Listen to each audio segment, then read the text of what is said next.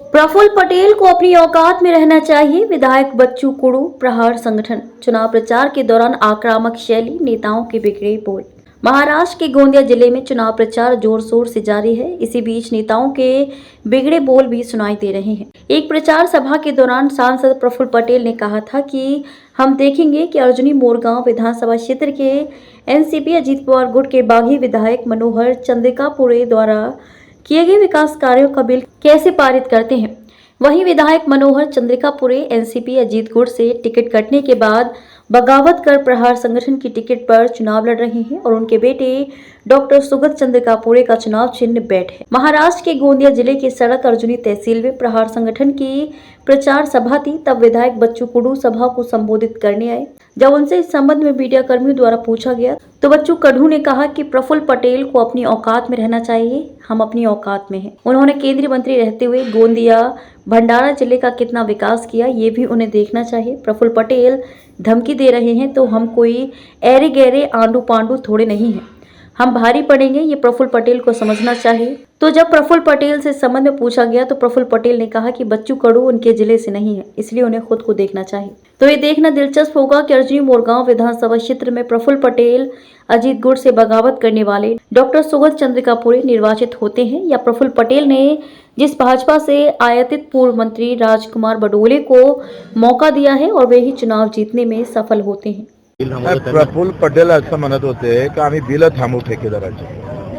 एवढा माणूस, मोठा माणूस जर धमक्या देत असन तर आम्ही आंडू पांडू थोडे आहे। डबल धमकी दिली तर आम्ही घरापाशी जाऊ ना सरळ। प्रफुल्ल पटेलना समजून घ्यावं, त्यांनी अवकातीत राहू, आम्ही अवकातीत राहू। त्यांनी अवकात सोडली तर आम्ही तर त्याच्यापेक्षा भारी आहोत। प्रफुल्ल पटेल ठाम मांडून बसले आहेत भंडारा आणि गोंदिया जिल्ह्यामध्ये। या 7 ठिकाणी एवढं विकासासाठी ठाम मांडून बसले असते तर हे गरज पडली नसती।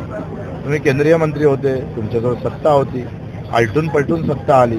सत्तेशिवाय तुम्ही राहू शकत नाही, पण विकासाचा मात्र डोंगर उभारताना पोखरायला लागले तुम्ही। पटेलना समजून घ्यावं, त्यांनी अवकातीत राहू, आम्ही अवकातीत राहू। त्यांनी अवकात सोडली तर आम्ही तर त्याच्यापेक्षा भारी आहोत। प्रफुल्ल पटेल ठाम मांडून बसले आहेत भंडारा आणि गोंदिया जिल्ह्यामध्ये। या 7 ठिकाणी एवढ्या विकासासाठी ठाम मांडून बसले असते तर हे गरज पडली नसती। तुम्ही केंद्रीय मंत्री होते, तुमच्याजवळ सत्ता होती, आलटून पलटून सत्ता आली। सत्तेशिवाय तुम्ही राहू शकत नाही, पण विकासाचा मात्र डोंगर उभारताना पोखरायला लागले तुम्ही। धनंजय महाडिकने एक निर्दलीय उम्मीदवार गीता जैन के फोटोग्राफर को पुलिस ने किया किडनैप। गीता जैन द्वारा पुलिस स्टेशन में विरोध किए जाने के बाद हर्ष शाह को पुलिस ने किया रिहा। निर्दलीय उम्मीदवार गीता जैन के फोटोग्राफर हर्ष शाह को नवघर पुलिस के अधिकारियों ने सादी वर्दी में एक प्राइवेट कार में पकड़कर अपने साथ ले गए। ये घटना उस समय हुई जब हर्ष शाह गीता जैन के बंगले के बाहर काम पर जा रहे थे। पुलिस ने बिना किसी पूर्व सूचना के उन्हें उठाकर अपने साथ ले गए। पुलिस द्वारा हर्ष को पकड़ते समय की पूरी घटना सीसीटीवी कैमरे में कैद हुई है। सोमवार सुबह लगभग 11 बजे हर्ष शाह गीता जैन के बंगले के बाहर थे और अपने काम पर जा रहे थे। तभी नवघर पुलिस के अधिकारी सादी वर्दी में उनके पास पहुंचे और उन्हें पकड़कर प्राइवेट गाड़ी में बिठाकर पुलिस स्टेशन ले गए। पुलिस अधिकारियों ने हर्ष शाह को बिना किसी वारंट या सूचना के उठाया, जिससे आसपास के लोगों में हड़कंप मच गया। घटना के बाद गीता जैन ने इस किडनैपिंग की सूचना तुरंत जोन 1 के डीसीपी को दी। उन्होंने फोन कर जानकारी प्राप्त की तो डीसीपी ने उन्हें बताया कि हर्ष शाह को पूछताछ के लिए नवघर पुलिस स्टेशन लाया गया है। हालांकि गीता जैन को इस बात का संदेह था कि यह कार्यवाही अवैध और राजनीतिक दबाव के तहत की जा रही है।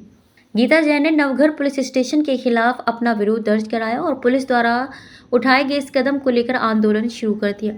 गीता जैन ने आरोप किया है कि पुलिस भाजपा उम्मीदवार नरेंद्र मेहता के दबाव में काम कर रही है और राजनीतिक कारणों से फोटोग्राफर को परेशान किया जा रहा है। गीता जैन का आरोप था कि ये कार्रवाई उनके खिलाफ राजनीतिक रणनीति के रूप में की जा रही है ताकि उनके चुनावी अभियान को कमजोर किया जा सके। गीता जैन के विरोध और प्रदर्शन के बाद पुलिस ने आखिरकार हर्ष शाह को रिहा कर दिया। पुलिस ने ये भी दावा किया है कि उन्हें सिर्फ पूछताछ के लिए ले जाया गया था, लेकिन गीता जैन ने इस बयान को संदेहपूर्ण बताया। वहीं इस मामले में भाजपा के उम्मीदवार नरेंद्र मेहता ने कहा कि एक अनजान नंबर से सोशल मीडिया पर उनकी बदनामी की जा रही थी, जिसकी शिकायत उन्होंने नवघर पुलिस से की थी।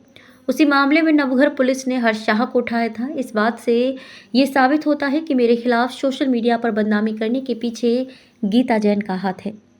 सर, गीता जैन ने आप पे गंभीर आरोप लगाए हैं कि आपने नवगढ़ पुलिस स्टेशन में एक एफआईआर दर्ज कराई है उनके फोटोग्राफर हर्ष पर, और पुलिस ने जबरन उसे उठाकर ले गई बिना नोटिस देकर।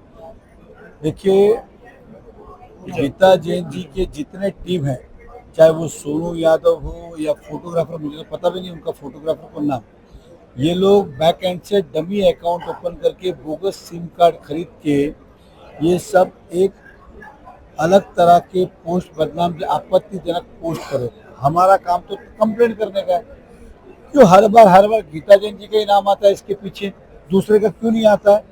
दूसरी बात, मोबाइल से नंबर निकाले।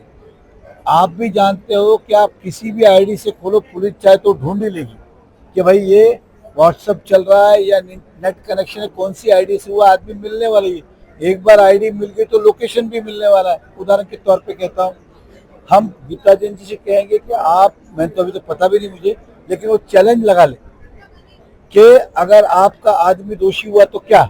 सोनू यादव पे कई सारी एफआईआर है। राजू गोयल कौन था, उसके खिलाफ भी उन्होंने बोला राजू गोयल कार्यकर्ताओं को मार रहा है, महिलाओं के बारे में कितनी अपशब्द भाषण कर रहा है, और महिलाओं के बारे में बोल रही है, क्या उन्हें जानकारी नहीं क्या? और उन्हें लगता है बार बार ये सब, तो एक बार खुल के बता किसका बलात्कार हुआ है, बताए ना। अपने आप को क्या कह रही है, हिंदू शेरनी जो भी कह रही है, एक बार बोले तो सही। किसी महिला के साथ अत्याचार हुआ तो नाम लेके बोले ना, इसके साथ अत्याचार हुआ, क्या अत्याचार हुआ है। खाली बार बार झूठे आरोप लेना। फोटोग्राफर हो, आपके कार्यकर्ता हो, शहर के विकास की बात तो नहीं कर रहे, सबके व्यक्तिगत जीवन की बात कर रहे हैं। और मैंने कहा कि हम मर्यादा में, फोटो तो हमें भी मैनिपुलेट करके डालने आते हैं ना, लेकिन ये हमारी संस्कृति नहीं है ना। फिर हम कुछ कहेंगे महिलाओं का अपमान। बार बार ऐसी टीम रखी है जो कुछ नहीं करी, विकास की बात नहीं करी। हमारी सोशल मीडिया टीम है जो प्रचार की बात कर रहे, अभी इन्होंने जो कहा वो हम बातें पहुंचा रहे। ये क्या पहुंचा रहे, कहीं से कुछ फोटो ला रहे, कभी जोड़ रहे, कभी मुसलमान की बात, कभी मंदिर तोड़ने की बात, कभी व्यक्तिगत जीवन की बात, कभी ये बात, कभी वो बात। हमें भी बोलना आता है। आपका फोटोग्राफर दोषी है तो पुलिस कार्रवाई करेगी, इसमें कोई किंतु परंतु नहीं।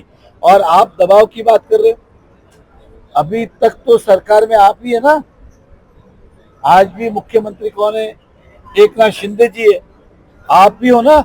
सरकार पे दबाव, मतलब उदाहरण के तौर पे हमारे पे गुना दाखिल हो तो पुलिस अच्छी,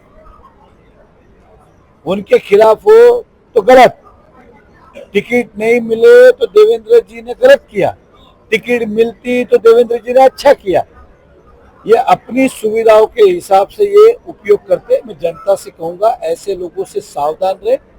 ये अपनी काम की बातें और आने वाले विकास की बातें तो नहीं कर रहे, हमारे व्यक्तिगत जीवन, परिवार की बातें, व्यापार की बातें, यही करके गुमराह करने को प्रयास करिए। ये जो भी भाईंदर वेस्ट में जाते हैं, कहते हैं कि मेहता आएंगे तो फेरी वाले को हटा देंगे। मीरा रोड में जाते हैं, कहते हैं कि मेहता आएंगे तो फेरी वाले को बिठा देंगे। फिर पेनकर पाड़ा जाते हैं, कहते हैं मेहता आएंगे तो झोपड़े तोड़ देंगे। फिर इंडस्ट्रीज में जाते हैं, कहते हैं हम आएंगे तो तोड़ देंगे। मैं उनसे कहना चाहूंगा दो बातें और जोड़ दें। मेहता आएंगे तो समुद्र जो वेस्ट में है मैं ईस्ट में लेके आने वाला हूँ। ये आसमान पे मेरा हाथ नहीं पहुंचता है तो कहिए कि मेहता आएंगे तो ये आसमान नीचे लाने वाले, ताकि ऐसी बातें कहिए। ये क्या फालतू बातें, काम की बात। हम क्या करेंगे उसकी चिंता आप क्यों कर रहे हैं? आप क्या करने वाले वो जनता को बताइए। हम तो वही बता रहे कि हमारा विकास क्या है और हम क्या करेंगे। तो ये कहूंगा, ये जितने भी फालतू, मैं जनता से कहूंगा, जितनी भी फालतू पोस्ट चल रही है, आपत्तिजनक पोस्ट चल रही है, उसके कर्ता धर्ता और कोई नहीं। महिलाओं के खिलाफ भी जो पोस्ट चल रही है वही चला रहे हैं और कोई इस शहर में नहीं चला रहा है। इतना मैं आपको कहूंगा। चाहिए तो उन सबके लोकेशन निकाल दो, सबके मोबाइल एक बार पुलिस को जमा कर दो, पता चल जाएगा। सर, उन्होंने आरोप लगाया है कि संजय थरथरे जो आपके एकदम करीबी हैं, वो सबको धमकियां दे रहे हैं, लगातार धमकियां दे रहे हैं, तो क्या कहेंगे? किसको दी धमकी वो तो बताए, किसको दी धमकी वो तो बताए। और पुलिस कंप्लेंट करे ना, बोलने को कुछ भी जाता है। खुलेआम तो वो मंच पे धमकी दे रही है, हर जगह कल का उनका भाषण पे मंच पे धमकी दे रही है। लेकिन ठीक है, मैंने फिर कहा कि हम इन उलझनों में जाना नहीं चाहते। हम शहर का विकास करना है और विकास की बात कर रहे हैं। हम व्यक्तिगत किसी के जीवन में ना कल गए थे, ना आज जाएंगे, कल जाएंगे। मैं फिर कहता हूँ जनता से कि आप विकास की बातों वाले को वोट दीजिए, इनको मत सुनिए, इनकी बातों को नजरअंदाज कीजिए। ये खाली माहौल खराब करने आए, इस शहर को बदनाम करने आए, ऐसे लोगों से आप सावधान रहें। धन्यवाद। लोग ऐसा बता रहे हैं, उनसे लोग अलग हटके जा रहे हैं और वो आपसे जुड़ रहे हैं, क्या ये भी काम हो सकता है इसके पीछे? बिल्कुल। मैंने कहा ना, जब हार सामने दिखती है तो ये सब होता है। मैडम, इसी तरह अगर आपके हर कार्यकर्ता पे पुलिस इसी तरह कार्रवाई करेगी तो आपका अगला कदम क्या होगा? जो आज था, हम कोशिश, मेरे कार्यकर्ता मेरे लिए बहुत अहम है, बहुत प्रिय है, और यकीन मानिए उस कार्यकर्ता के लिए मैं सुबह से आज 2 बार, मुझे बताने में शर्म नहीं है, मैं रो चुकी हूँ, क्योंकि वो मेरा बच्चे जैसा है। और अगर मेरे कार्यकर्ता को आप तकलीफ दोगे तो मैं खुद पुलिस स्टेशन में इस तरह से जाके बैठूंगी। चुनाव नतीजा क्या होगा वो लोगों ने नक्की करना है, लेकिन मैं अपनी तरफ से मेरे हम सभी कार्यकर्ताओं के लिए रात दिन खड़ी रहूंगी। मैडम, आप इस घटना के बाद में अपने कार्यकर्ताओं को, जनता को क्या संदेश देना चाहेंगे? जनता को मैंने संदेश दे दिया है कि सिर्फ अभी तो टिकट मिली है, सिर्फ अभी तो प्रशासन का साथ मिला है, तब गुंडागर्दी और दादागिरी का ये हाल है। गलती से ये व्यक्ति चुन के आ गया तो आप शहर को कहाँ देखते हो, कितनी गुंडागर्दी शुरू हो जाएगी। हमने 14 से 19 में वो गुंडागर्दी का अनुभव किया है। मुझे डर है कि उससे भी बुरी गुंडागर्दी हमारे शहर में चालू हो सकती है।